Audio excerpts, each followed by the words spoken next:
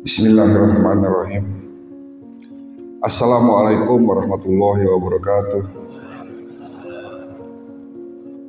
Puji syukur kita panjatkan kehadirat Allah Subhanahu wa Ta'ala atas nikmat yang terus dilimpahkan kepada kita semua, baik nikmat iman, nikmat Islam, nikmat kesempatan, dan pastinya juga nikmat kesehatan.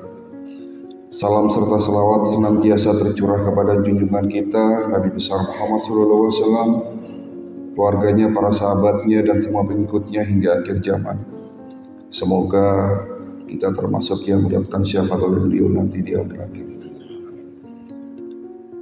Pertama-tama saya ucapkan terima kasih kepada Bapak Ketua Dewan Kemakmuran Masjid Al-Muslimun, wakil dan segenap pengurus masjid, dan juga para jemaah, bapak-bapak, ibu-ibu pada sholat subuh yang dirahmati dan dicintai Allah Subhanahu wa Ta'ala. Perkenalkan, kami Dr. Cahyo mewakili Predikti, Perhimpunan Dokter Digital Terintegrasi Indonesia, mewakili Perhimpunan Dokter Herbal Medik Indonesia, mewakili Asosiasi Pengobat Tradisional Ramuan Indonesia, dan juga mewakili secara khusus klinik kami, Kampung Sehat Holistik. Bapak Ibu sekalian, kegiatan kita pada pagi hari ini kami namakan manasik kesehatan. Adapun tujuan dari manasik kesehatan yang pertama adalah kami ingin memberikan edukasi pendidikan kesehatan dalam rangka mencegah khususnya penyakit degeneratif, penyakit kardioserebrovaskuler atau dikenal penyakit jantung koroner dan penyakit stroke masih menduduki peringkat pertama sebagai penyebab kematian nomor 1 di dunia.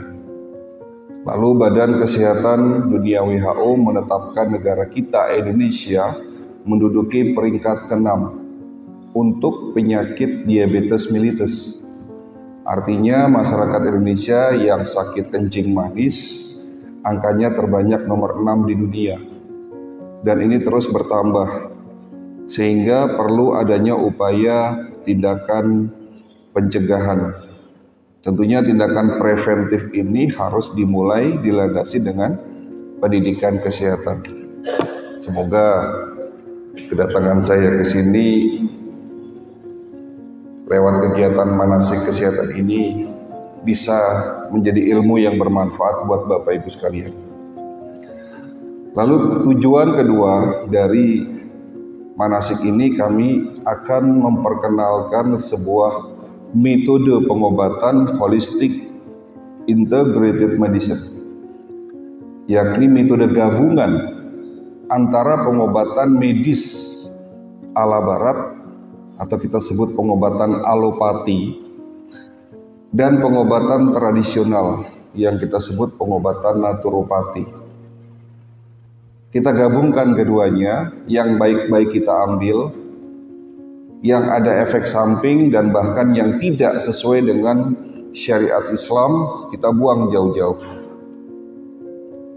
Jadi nanti sedikit saya akan menjelaskan apa sih kelebihan dari pengobatan holistik. Ya. Dan tentunya hari ini ada tema yang akan kami angkat, judulnya adalah kenapa penyakit degeneratif seperti yang kita ketahui, diabetes, hipertensi, jantung, stroke, bahkan penyakit asam urat disebut sebagai penyakit yang sulit sekali disembuhkan. Bahkan kalau menurut ilmu pengobatan medis bukan hanya sulit, tetapi tidak dapat disembuhkan. Ya tentunya seorang dokter di luar sana ya akan jelas mengatakan di saat Bapak Ibu didiagnosis penyakit tersebut, dokter tersebut akan mengatakan Bapak Ibu penyakit ini akan disandang seumur hidup dan harus minum obat seumur hidup pula. Tetapi kalau kita merujuk apa yang sudah Rasul sampaikan dalam sebuah hadis yang berbunyi, tidaklah Allah menciptakan penyakit kecuali dengan obatnya. maka berobatlah kamu, dan jika obatnya tepat sesuai dengan penyakitnya, insya Allah dengan seizin Allah akan sembuh. Hadis inilah yang menjadi dasar saya akhirnya hijrah. Hijrah bukan meninggalkan ilmu pengobatan medis, tetapi belajar lagi pengobatan di luar medis.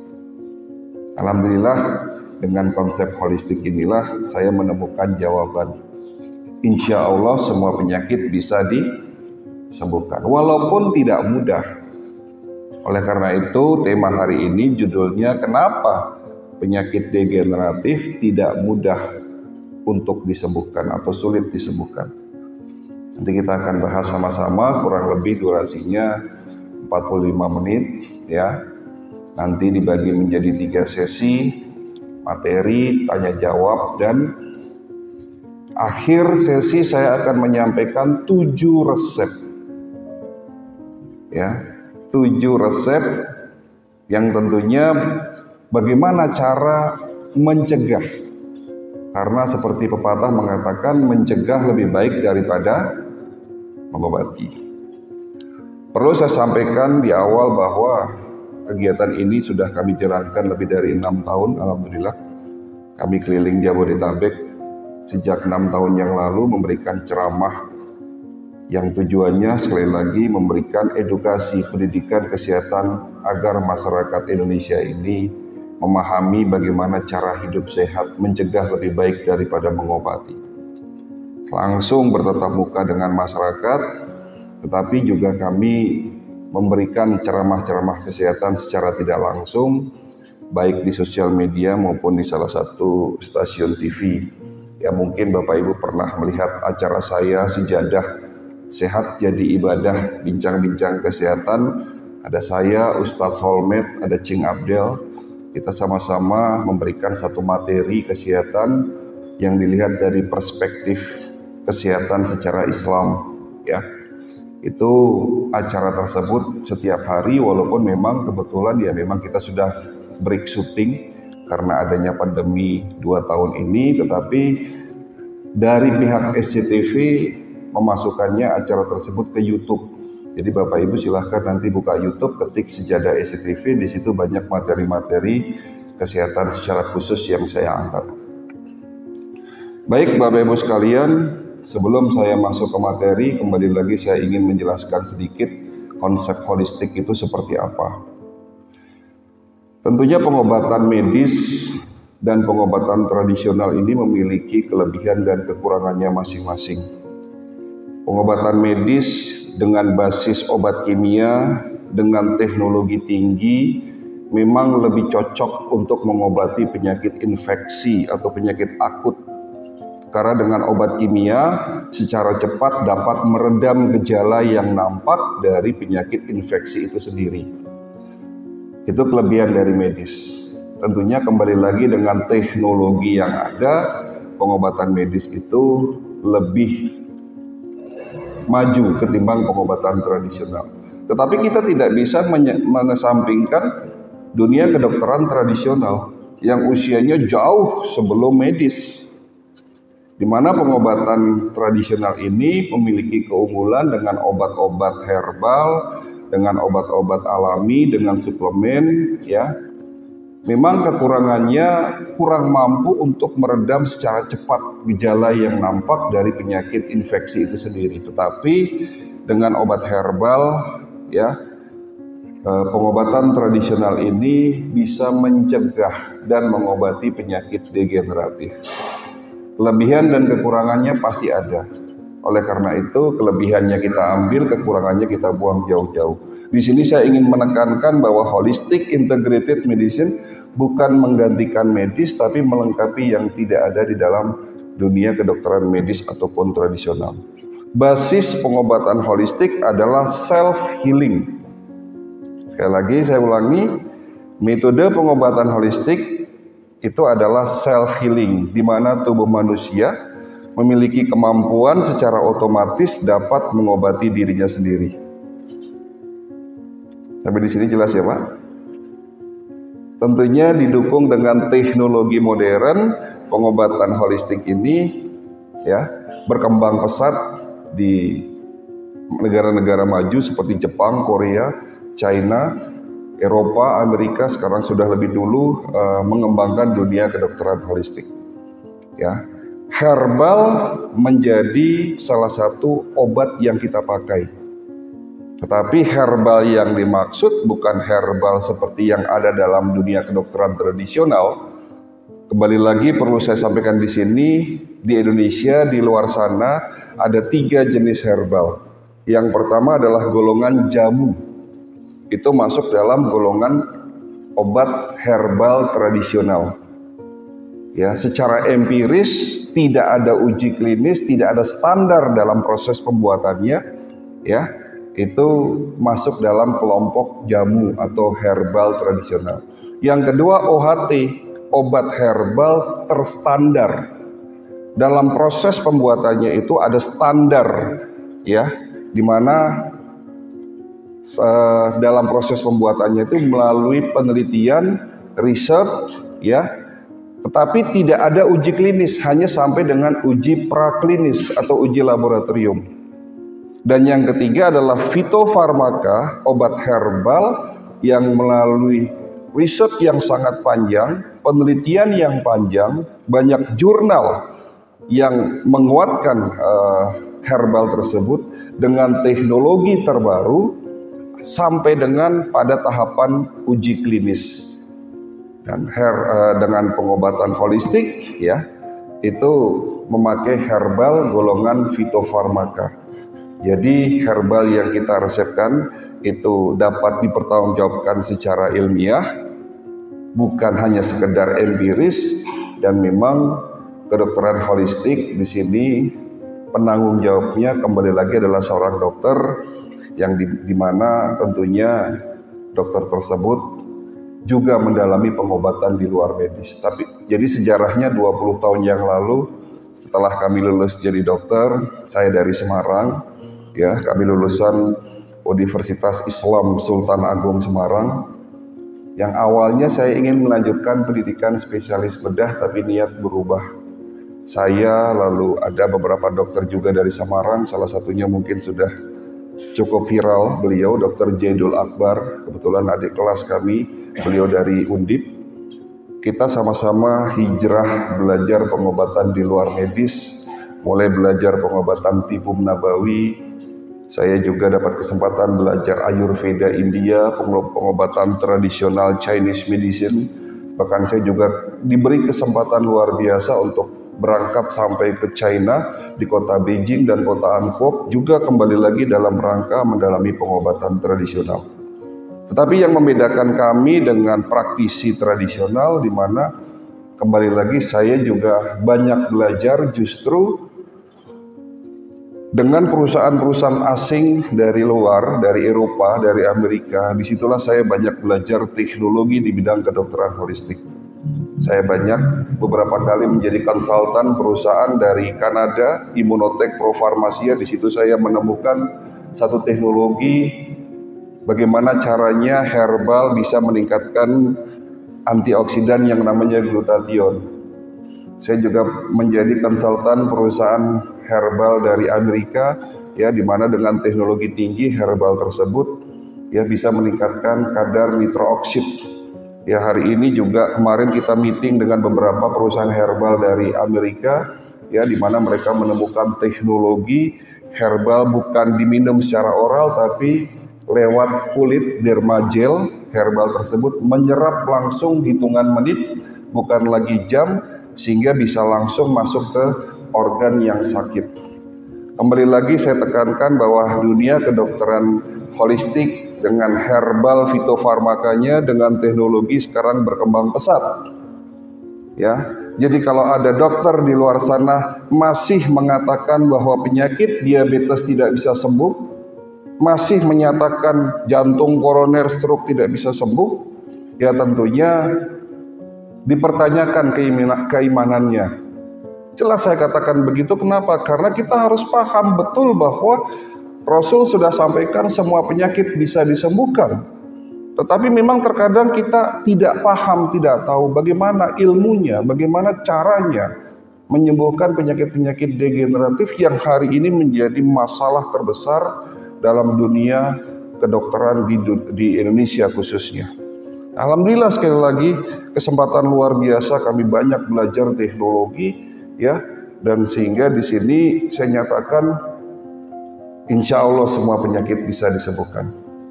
Tahapan pengobatan holistik meliputi 3 tahap: detox, defend, restore.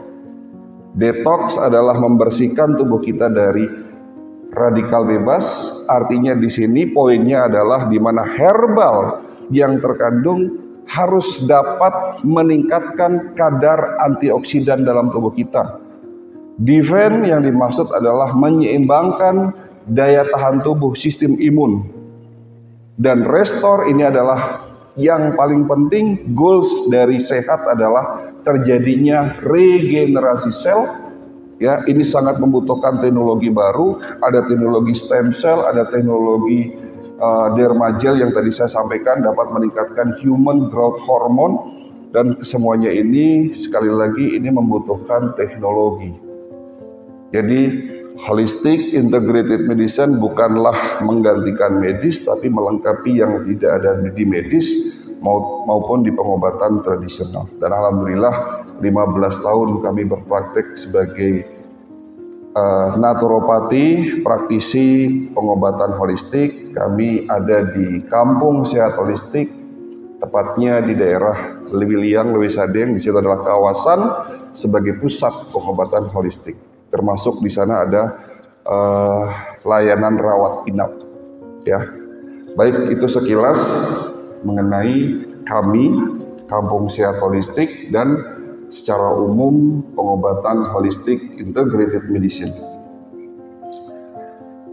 Mudah-mudahan dapat dipahami ya apa yang saya sampaikan tadi. Tetapi yang paling penting hari ini kita akan belajar dengan judul, temanya tadi apa? Kenapa penyakit kronis sulit disembuhkan?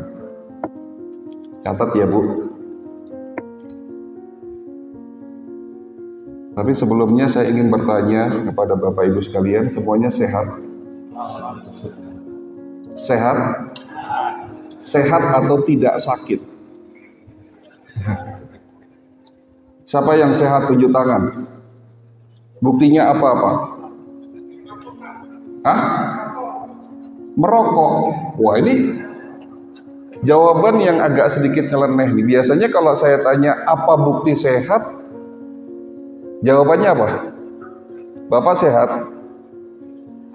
Ragu-ragu. Siapa yang benar-benar mengatakan dirinya sehat? Bapak sehat? Kok ragu-ragu ya? Nah, yang tadi sehat jawabannya merokok, maksudnya apa nih? Oh gitu. Jadi dengan merokok sehat.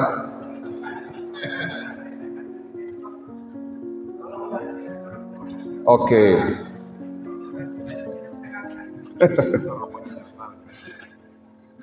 Baik. Sehat pasti tidak sakit. Tidak sakit belum tentu sehat. Kenapa penyakit degeneratif sulit disembuhkan?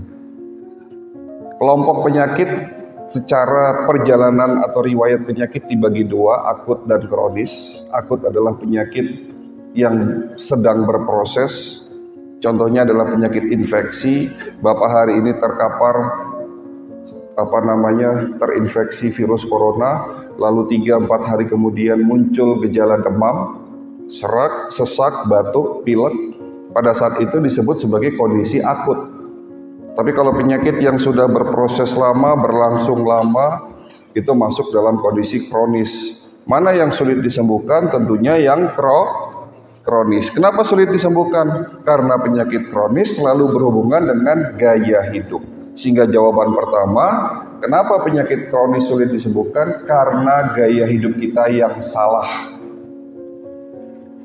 Gaya hidup ini meliputi pola apa? Satu, pola pagi-pagi langsung mikir makanan. Pola pikir dulu, Pak. Manusia terdiri dari 3 unsur, mind, body, and soul. Ada pikiran, ada jasmani, ada rohani. Ada kesehatan secara mental, kesehatan secara jasmani, dan kesehatan rohani.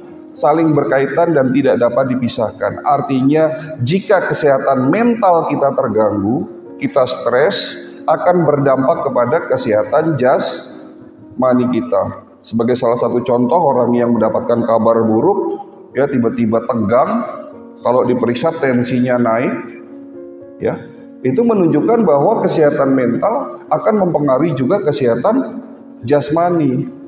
Sehingga kalau kita sakit, kita harus introspeksi, siapa tahu penyakit kita tidak sembuh-sembuh karena ada sesuatu yang kurang baik dalam pikiran dan hati kita. Itu jawaban pertama. Jadi, kenapa penyakit kronis sulit disembuhkan? Gaya hidup yang salah meliputi salahnya kesehatan mental kita. Yang kedua, baru pola makan, Pak. Ada salah satu hadis Rasulullah SAW yang berbunyi begini, mudah-mudahan ini tidak salah, ya. Tidak ada wadah, tidak ada tempat yang lebih buruk kecuali di dalam perutnya anak cucu Adam. Ternyata kata Dr. Bernard Jensen, beliau adalah bapaknya kedokteran holistik di dunia, mengatakan 70% penyebab penyakit degeneratif disebabkan karena masalah pencernaan yang buruk. Diabetes, hipertensi, sakit jantung, asam urat, stroke, kanker, itu 70%-nya disebabkan karena buruknya sistem pencernaan. Dan ternyata Nabi sudah mengatakan 1400 tahun yang lalu. Nah, kita lihat lagi bahwa kondisi masyarakat Indonesia terus terang saja sudah banyak yang sakit. Penyakit degeneratif tidak lagi didominasi orang tua. Kemarin ada pasien saya, balita umur 4 tahun kena diabetes, gula darahnya 400. Balita. Ada mbak-mbak usia 23 tahun kena penyakit autoimun. Separuh tubuhnya lumpuh. Penyakit autoimunnya menyerang saraf, gejalanya seperti stroke. Sebelumnya lagi ada anak muda usia 18 tahun kena diabetes, 30 tahun kena stroke. Ya, jadi ternyata penyakit degeneratif bukan lagi didominasi orang tua. Kenapa? Karena gaya hidup, terutama pola makan bangsa kita yang sudah mulai salah. Ayo kita buktikan. Siapa di antara Bapak Ibu yang di rumahnya tidak punya mie instan? Tunjuk tangan. Yang tidak punya mie instan, tunjuk tangan. Ada? Tidak ada yang tunjuk tangan, berarti semuanya punya. Pertanyaan kedua, tolong perhatikan. Siapa di antara Bapak Ibu yang dalam waktu 1 minggu tidak makan goreng-gorengan?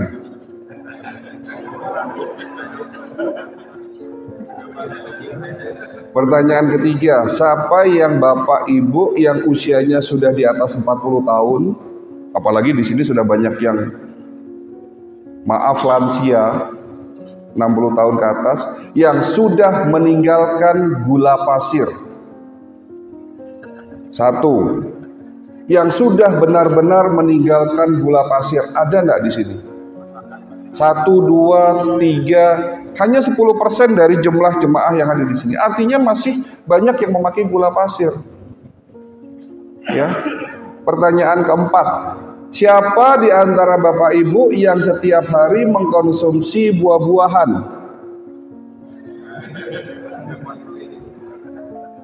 Tidaklah Allah menurunkan penyakit kecuali dengan penawarnya. Obat terbaik ada dalam tubuh kita. Allah sudah menciptakan obat dari segala macam obat. Rajanya obat. Kita harus pahami bahwa penyakit degeneratif seperti gagal ginjal, jantung, stroke, dan seterusnya disebabkan karena kerusakan sel. Kerusakan sel menyebabkan menurunnya fungsi-fungsi organ tubuh kita. Apa penyebab kerusakan sel? Penyebab kerusakan sel disebabkan karena radikal bebas. satu molekul atom racun yang sangat berbahaya. Kalau nempel di sel, sel kita rusak, disebut sebagai degenerasi sel. Dan radikal bebas terbentuk akibat proses oksidasi yang berlebihan. Bapak Ibu sekalian, proses oksidasi itu contohnya besi berkarat. Berarti tubuh kita bisa karatan? Ya. Proses oksidasi tidak bisa kita hindari. Terjadi di dalam tubuh kita di saat kita beraktivitas, bernafas, bahkan di saat kita tidur, terjadi proses oksidasi. Karena manusia, makhluk hidup, tidak bisa menghindari oksidasi, Allah sudah menciptakan obatnya ada dalam tubuh kita. Namanya bukan antibodi, antioksidan, Pak. Rajanya obat namanya antioksidan. Ada 2 antioksidan dalam tubuh kita. Rajanya antioksidan namanya glutathione, panglimanya namanya superoksid dismutase. Namun setelah usia 40 tahun ke atas, produksi antioksidan semakin menurun. Sehingga Rasul mengatakan semua penyakit bisa disembuhkan kecuali satu, yakni tua. Dan ciri-ciri tua adalah menurunnya produksi antioksidan. Di saat oksidasi terjadi dalam tubuh kita, yang tidak diimbangi dengan produksi antioksidan yang cukup, sehingga terbentuknya yang namanya radikal bebas. Apalagi ada beberapa faktor yang menyebabkan oksidasi naik tak terhingga.